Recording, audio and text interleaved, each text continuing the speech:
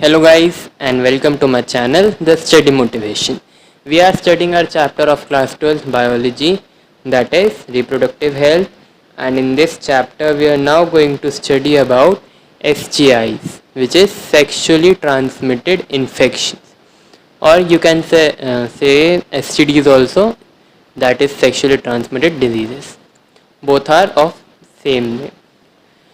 So we are using this term in many places earlier in this chapter, and also in the chapter Human Health and Diseases we have used many a time this term STDs, STIs. Now let's study in detail about what this term actually means. So they are also called reproductive tract infections or venereal diseases. इनको हम reproductive tract infections और venereal diseases भी कहते हैं. ये diseases और infections transmit होते हैं through sexual intercourse, obviously because they are sexually transmitted infections, that is why they are transmitted through sexual intercourse. Some of these infections like HIV, hepatitis B can be spread by sharing needles and surgical instruments also. कैसे STI spread होता है? ये spread होता है इसके कुछ infection जैसे कि HIV, जो हेपेटाइटिस बी, वो स्प्रेड होते हैं by sharing needle, surgical instruments. और ये हमने एक डिटेल टॉपिक, अगर आप लोगों ने वो वीडियो देखी हो human health and disease chapter की, तो फिर हमने उसमें पढ़ा था. और जिन्होंने नहीं देखी है, मैं रिकमेंड करूँगा कि चैप्टर की वो वीडियो ज़रूर देखें ताकि ये टॉपिक और भी क्रिस्टल क्लियर हो सके. Except for hepatitis B, genital herpes and HIV infection, the other STIs are completely curable. Hepatitis B, genital herpes और HIV इन्फेक्शन को छोड़ के बाकी सब STI इन्फेक्शंस completely curable होते हैं if they are detected early and treated properly. बाकी सब STIs को अगर पहले स्टेजेस में डिटेक्ट कर लिया और ट्रीट करा उसको properly under the guidance of experts doctors, तो वो क्योर करे जा सकते हैं कम्प्लीटली, जिसके लिए आजकल मॉडर्न डायग्नोसिस टेक्निक्स यूज़ करी जाती है ताकि कम्प्लीटली डायग्नोस कर सके कौन सा डिजीज़ कौन सी स्टेज पर कर रहा है. STIs हाउएवर अर्ली स्टेजेस में डिटेक्ट नहीं हो पाते हैं. इसका भी रीज़न है क्योंकि अर्ली सिम्टम्स बहुत ही माइनर होते हैं, जिसमें कि fluid discharge, itching, pain, swelling होती हैं जेनाइटल रीजन्स में, जो कि कॉमन है और भी बहुत सारे डिजीज़ के सिम्टम्स की तरह, जो कि बहुत कॉमनली अकर करते हैं और जिन पे नेचुरली लोग इतना ध्यान भी नहीं देते. So many a times female remains asymptomatic. बहुत बारी तो ऐसा होता है कि फीमेल्स में कोई सिम्टम्स ही नहीं दिखाई देते हैं STIs के अर्ली स्टेजेस में. जो सोशल स्टिग्मा अटैच्ड होता है डिजीज़ के साथ, वो तो है ही. तो इन वजहों से ये डायग्नोस नहीं कराए जाते और नहीं कर पाते अर्ली स्टेजेस में, जिसकी वजह से ये इंक्रीज़ कर जाता है. और बाद वाली स्टेजेस में भी क्योर हो पाता है, लेकिन उसमें फिर कॉम्प्लिकेशंस आती है. वो कॉम्प्लिकेशंस क्या होती है? जैसे कि pelvic inflammatory diseases, infertility, abortion, still birth. Still birth means जब कोई बेबी को बर्थ देता है और बेबी ब्रीथ नहीं कर रहा होता है and the baby was dead. Ectopic pregnancy, cancers. Guys यहाँ पे एक्टोपिक प्रेगनेंसी आपको एक नई टर्म लग रही होगी. यहाँ पे एक्टोपिक प्रेगनेंसी मीन्स जब प्रेगनेंसी फेलोपियन ट्यूब्स के अंदर अकर हो जाती है और उसको फेलोपियन ट्यूब्स बर्स्ट ना कर जाए, इसकी वजह से उसको टर्मिनेट करना पड़ता है. उस प्रेगनेंसी को हम एक्टोपिक प्रेगनेंसी कहते हैं. तो ये सारे कॉम्प्लिकेशंस होते हैं S K in later stages. जो इंसिडेंस होता है एस के वो हाई होते हैं in age group 15 to 24 because this is mainly the reproductive age where sexual intercourse takes place in many human beings. Because of that, this is the highest chance, this age group has highest chances of getting STIs. इनको prevent करा जा सकता है by use of devices like condoms and avoiding sex with unknown multiple partners. जैसा कि हमने, आपको अगर याद हो, अभी हमने ये सेम चीज़ें सारी की सारी एड्स के टॉपिक में पढ़ी थी in chapter human health and diseases. So अगर आपको याद है दैट्स वेल एंड गुड, और नहीं याद तो आप एक बार उस वीडियो को दोबारा देख सकते हैं जाके। Example of STIs are trichomoniasis, ये कॉज होता है by flagellate protozoan that is Trichomonas vaginalis, और इनके पेशेंट्स में वेजिनाइटिस और ल्यूकोरिया होता है that is foul smelling discharge from vagina. Second example is chlamydiasis, ये कॉज होता है बाय क्लेमाइडिया ट्रैकोमैटिस, और ये एक एटिपिकल बैक्टीरिया है क्योंकि ये मल्टीप्लाई करता है बॉडी सेल्स के अंदर ही, बॉडी सेल्स के बाहर मल्टीप्लाई नहीं करेगा, बॉडी सेल्स में घुस के मल्टीप्लाई करेगा। और मेल्स में ये यूजुअली कॉज करता है urethritis, while in females cervix is the most common site of infection causing cervicitis. Next is gonorrhea और क्लैप, ये कॉज होता है बाय बैक्टीरिया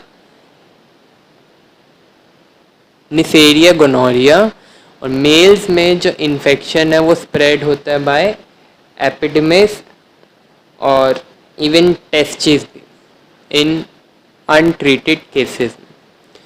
फीमेल्स में जो इन्फेक्शन है वो स्प्रेड होता है टू यूट्रस और फेलोपियन ट्यूब्स, और जो इन्फेक्शन का स्प्रेड है टू पेरिटोनियल कैविटी वो कॉज करता है life threatening complication which is also called peritonitis.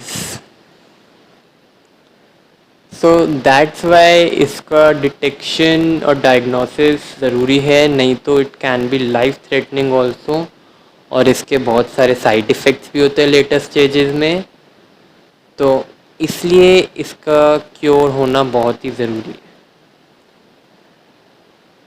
Note, 1% silver droplet 1% silver nitrate droplets को एडमिनिस्टर करा जाता है into eyes of newborns ताकि इन्फेक्शन को प्रिवेंट कर सके अगर बर्थ कैनाल इन्फेक्टेड थी।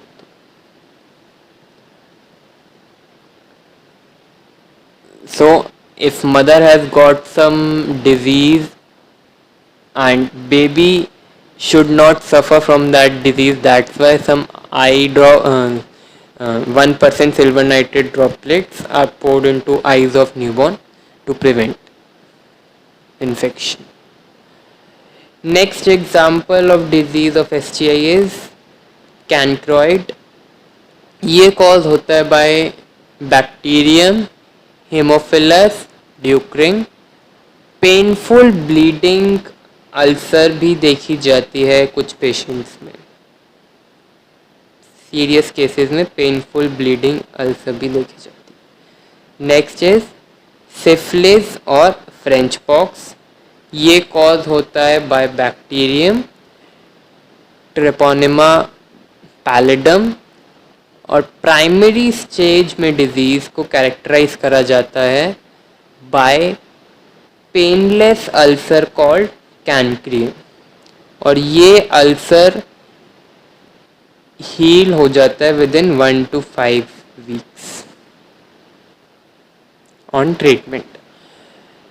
इसके बाद सिक्स स्टेज आती है जो कि अपीयर होती है आफ्टर फ्यू मंथ्स, और जो पेशेंट है उसको उसमें skin rash, fever, joint pains, myalgia type के सिम्टम्स दिखाई देंगे, और ये सिम्टम्स डिसअपियर हो जाते हैं अपने आप ही 4 to 12 वीक्स में। और टर्शरी यानी थर्ड स्टेज में, थर्ड स्टेज दिखाई देगी बहुत सारे महीनों या फिर कभी कभार ईयर्स बाद भी, और उसमें बहुत सारे ऑर्गन्स इन्वॉल्व होते हैं बॉडी के, और ये इन्वॉल्वमेंट ब्रेन की अगर हुई तो फेटल कॉम्प्लिकेशंस हो सकती है, जिसको हम न्यूरोसाइफिलिस कहते हैं, because we all know brain is the functional body of our functional part of our body, so involvement of brain can be fatal. Next is genital herpes. Genital herpes होता है by herpes simplex virus, that is HSV2, और ये virus cause करता है painful genital blisters on genital organs. Antiviral drugs like acyclovir use करी जाती है इसके ट्रीटमेंट के लिए। So here's one note also. HSV1 causes sores of mouth and lips. Sores means mouth और लिप्स पे दाने हो जाते हैं।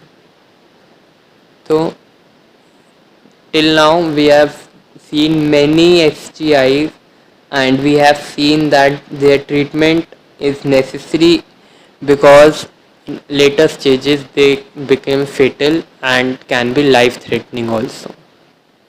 Next is genital warts. Genital warts cause होती है by human papilloma virus, that is HPV।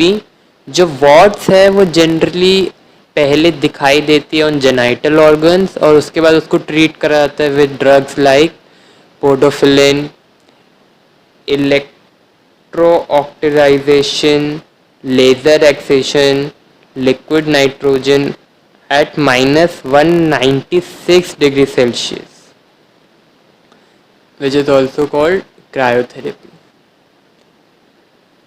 Here's one note also, guys. Patients with genital warts have high risk of genital cancer development, for example cancer of cervix। जिन patient को genital warts होता है उन patients में cervix का cancer type के होने के बहुत सारे चांसेस होते हैं।